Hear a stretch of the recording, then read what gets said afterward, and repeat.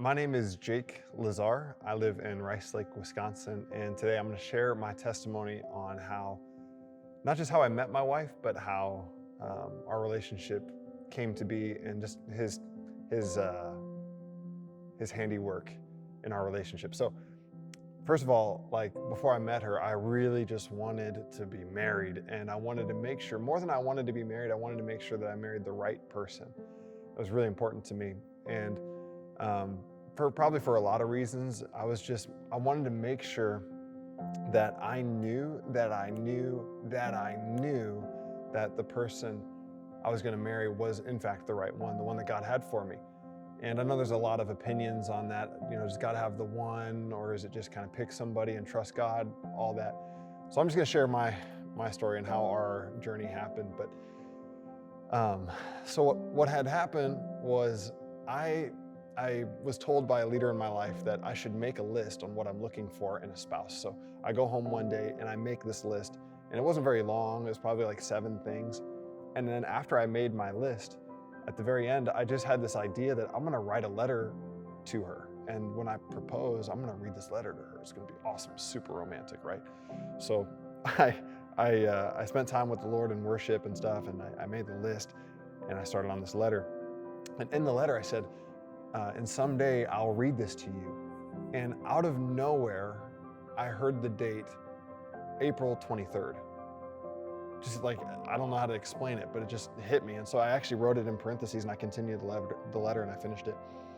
And it's just funny how actually after I wrote that letter and I made that list, we could always be so emotional, afterwards I decided, you know what? I'm just going to give up on trying to find a wife. I'm just done looking. I'm just going to be celibate my whole life. That God's called me to singleness, and that's what I'm going to do. And so I went out to a park that was close to where I was living at the time here in Rice Lake, and I just vented to God and I said, Lord, I'm done. I'm just going to be single, and I'm going to devote myself fully to what you've called me to do, and that's what we're going to do. Just forget it. I'm done looking. And it was literally just shortly after that I was at one of our young adult small groups, and this girl walks in who I thought was pretty cute. And I thought, man, I hope she comes back. And so after that small group happened, we had our group again the next week, and she wasn't there. And I thought, dang it, man, I really want her to come back. And so then she came back, I guess it was like 3 weeks later. And it was actually really special. I had the opportunity to lead discussion that night, and I said, is there anybody here that wants to give their life to Jesus? And when I did that, she responded, and so she gave her heart to Christ. And I thought, man, now she's like super, super pretty, I definitely got to talk to this girl.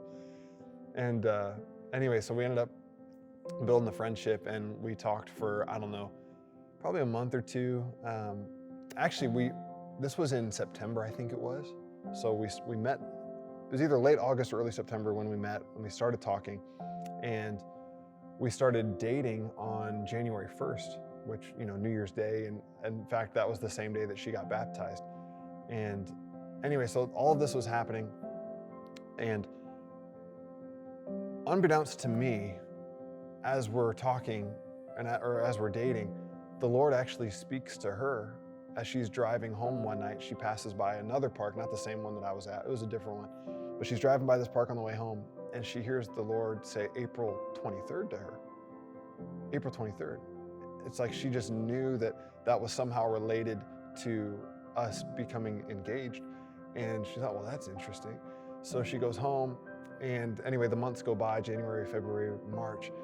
And I didn't know this, but she went and she was going with her mom I should say this first, sorry. So she had this